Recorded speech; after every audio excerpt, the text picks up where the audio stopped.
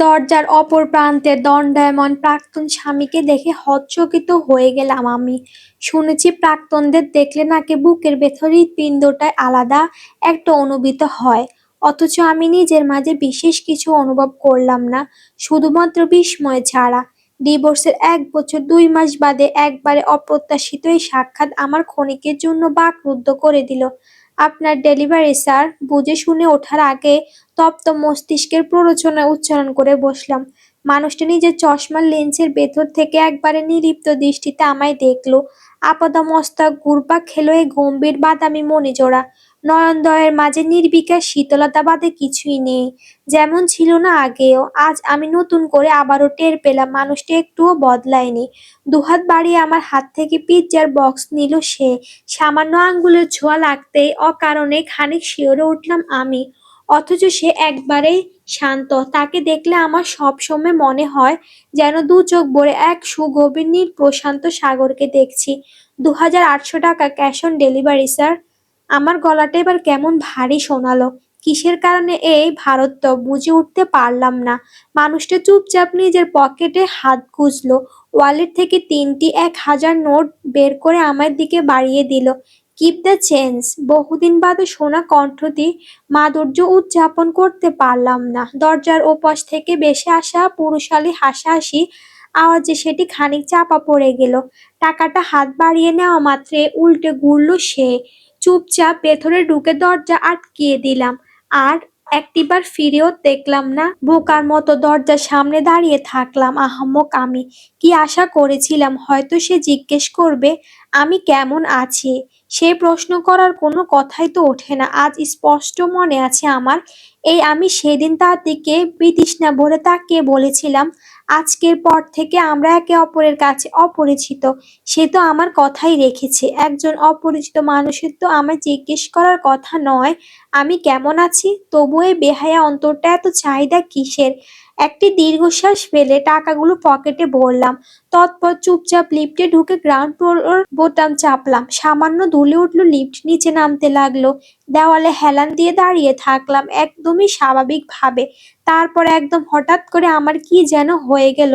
চোখ দুটো জ্বলতে জ্বলতে ঝাপসা হয়ে উঠল। অনুভব করলাম আমার গাল বেয়ে উপচে পানি গড়াচ্ছে টপ টপ করে।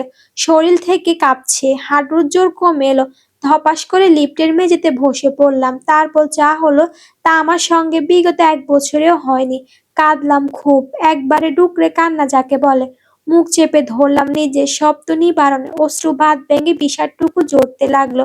গলা ভিজিয়ে পৌঁছে গেল টি-শার্টের ভেতর বুক অব্দি। এ কিসের কান্না আমার জানা নেই, কিন্তু এতটুকু আমার অন্তর জানে, সত্যি একটু প্রাণ উজাড় করে কাঁদা প্রয়োজন। আপামনি, আপনার কিছু হয়েছে?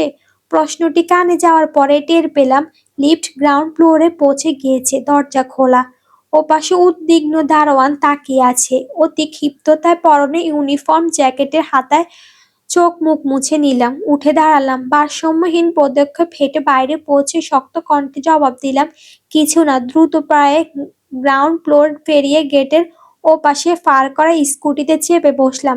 পিছনে এখনো কিছু পিৎজা বক্স রাখা আছে।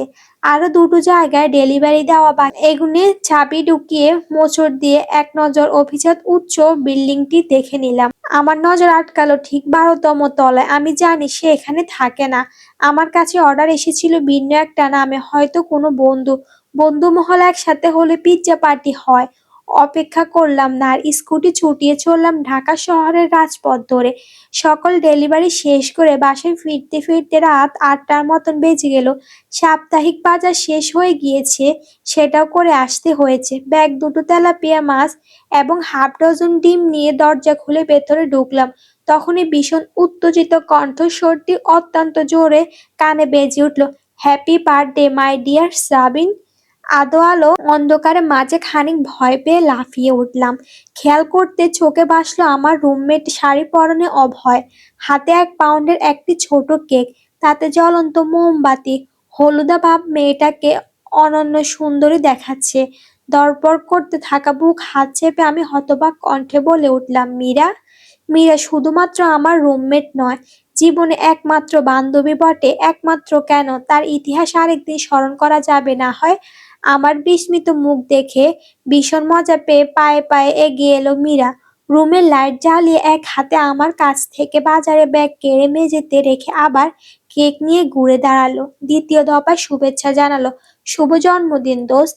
অজান্তে ক্যালেন্ডারের দিকে চোখ গেল আমার। আজ 2 নভেম্বর। নিজের জন্মদিন কেন হিসাব ছিল না। অথচ এই মেয়েটা কিভাবে স্মরণ রেখেছে। আমি কি কোনোদিন ওকে নিজের থেকে বলেছি? না তো। তবে কি আমার বার্থডে সার্টিফিকেট দেখলো কখনো? মনে করতে পারলাম না। ফ্যাল করে তাকিয়ে রইলাম। মীরা ব্রু কুঁচকে হাতে আমার গাল চাপড়ে বলল, কি হাবাগো মতো ছেয়ে আছিস কেন? হাতে কি টাইম বোম ধরে রেখেছি মনে হচ্ছে? প্রতিক্রিয়া জানতে পারলাম না। এর আগে মীরা আমাকে টেনে ভেতরে নিয়ে গেল। রুমের একমাত্র ছোট ডাইনিং টেবিলে কেক রাখলো।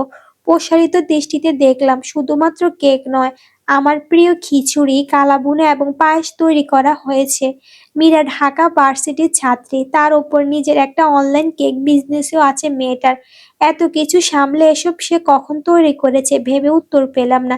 এসব কেন মীরা?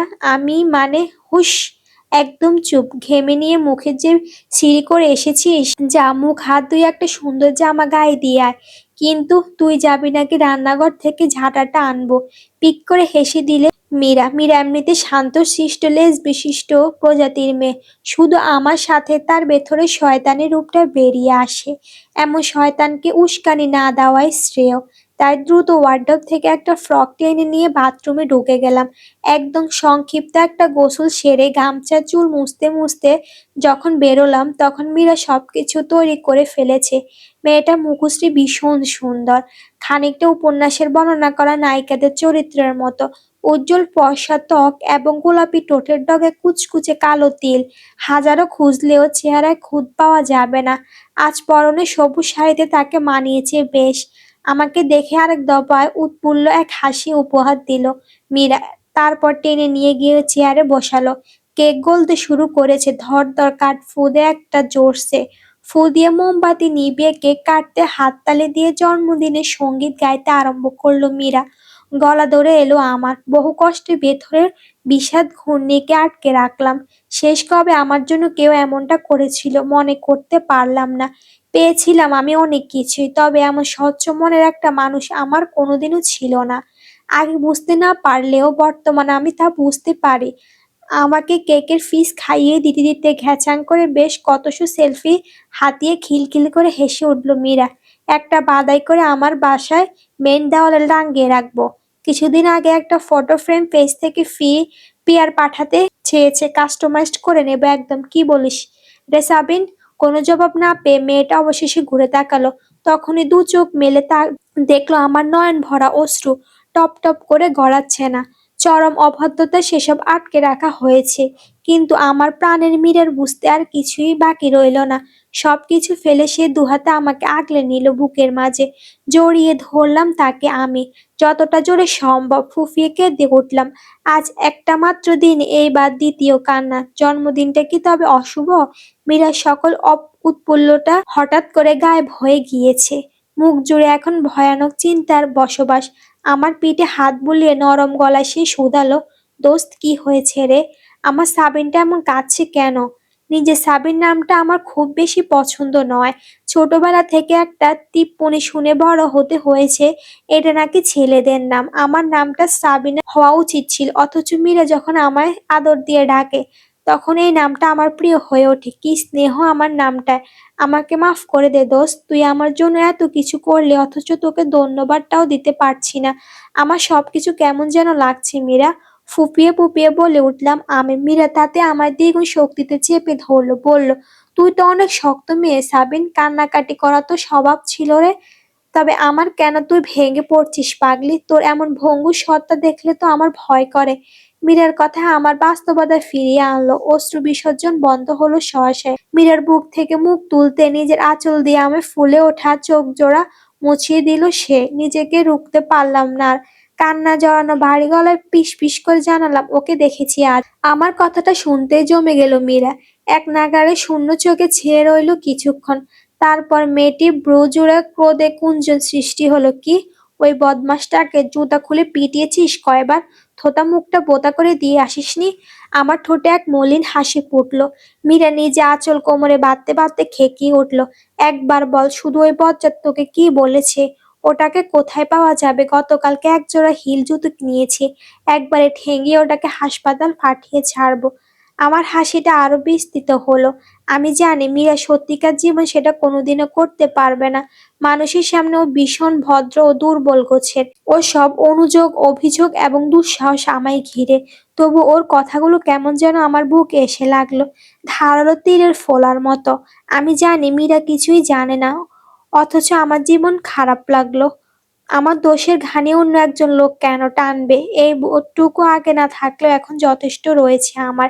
একটি নিঃশ্বাস ফেলে সরে দাঁড়ালাম। তাই টেবিল থেকে পায়েসের বাটিটা তুলে চামচ দিয়ে মীরাকে খাইয়ে দিলাম। মেয়েটি বাধ্য শিশুর মতো খেয়ে নিয়ে মহাবিস্ময় নিয়ে আমার দিকে চেয়ে রইল। আমি দুর্বল হেসে বললাম, মীরা, ওর কোনো দোষ ছিল না। ও নিতান্ত একজন ভালো মানুষ, একটু অতিরিক্ত ভালো। এই প্রথম আমার বান্ধবী মীরা আমার কথায় দাদার সমাধান করতে অপারগ রইল। আমিও এই ধাঁধার উন্মোচন ঘটাতে বিশেষ আগ্রহী নেই। থাক না অতীত শুধু অতীতে হয়ে। গুলশানের অভিজাত রেস্তোরাঁগুলোতে একটা আলাদা ধরনের শান্তি বিরাজ করে। অন্যান্য এলাকায় রেস্তোরাঁর মতো শব্দে হাসি কোলাহল চলে না। এখানে আগত মানুষগুলো অভিজাত গোছের, তারা কথায় নয় কাজে বিশ্বাসী অধিক। বিনোদনের থেকে ব্যবসার সময় ব্যয় করে শ্রেয় তাদের জন্য। তবে এই শান্ত পরিবেশ কেন যেন একটা খুব পছন্দ নয়। আর সবকিছু কেমন যান্ত্রিক লাগে, মানুষগুলো রোবটের মতন। আগাগোড়া অভিজাতদের মুড়ানো, প্রাকৃতিক ছোঁয়া নেই, আছে অর্থের গৌরব এবং বংশ পরম্পরায় অর্জিত সম্মান। এর চাইতে মিরপুরের রাস্তায় ধারের টঙগুলোতে চিত্র বেশ উপভোগযোগ্য। কি সুন্দর করে হাসে সবাই, রাজনৈতিক আলোচনা করে, তাই সতর্ক বার্তা টাঙানো থাকে টঙগুলোতে।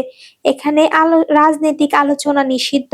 আরোয়া আশেপাশ দেখে দৃষ্টি ফিরিয়ে সামনে বসে থাকা পুরুষটাকে দেখল। এই অভিজাত শ্রেণীর সদস্যের থেকে ভিন্ন কিছু মনে হচ্ছে না তাকে। ধূসর রঙের ক্রপ স্যুট এবং ফরমাল পরন কোটের জ্যাকেটটা খুলে চেয়ারে ঝুলিয়ে রেখেছে। চোখে হালকা ফ্রেমের চারকোনা আকৃতির চশমা। ত্বক উজ্জ্বল না হলেও হালকা বাদামি বর্ণটা বেশ চোখে পড়ার মতো। ভিড়ের মাঝে দেখলো সবার আগে চোখে পড়ার মতো স্বাস্থ্যকর গড়ন। তবে আরোরা রূপে বেশ আকর্ষিত নয়।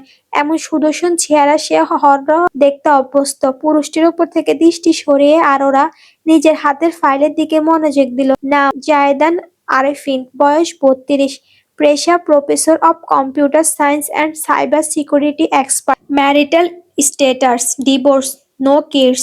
বায়োডাটা এ পর্যায়ে এসে থমকে গেল আরোরা।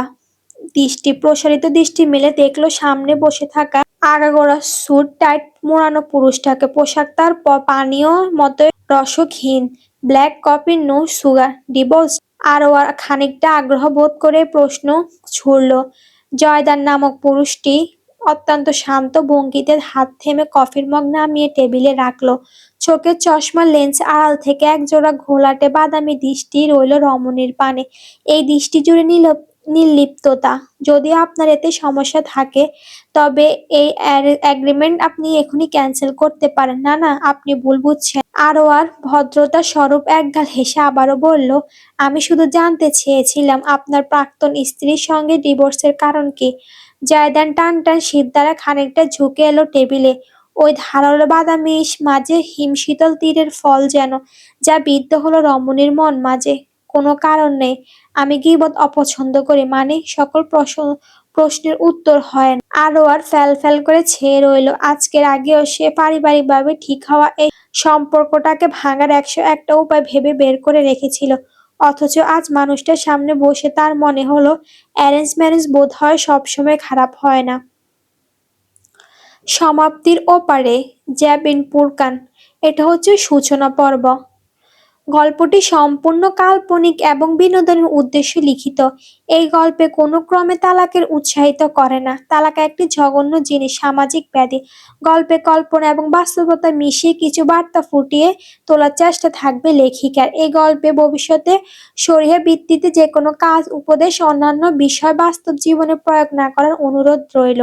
এর থেকে প্রাপ্ত তথ্য সম্পূর্ণ সংখ্যাগোষ্ঠীর ফতুয়া নির্ভর, তাই কেউ নিজে এমন পরিস্থিতিতে ফেলে যে কোনো সিদ্ধান্ত গ্রহণের আগে অবশ্যই বিশেষজ্ঞের পরামর্শ করা উচিত।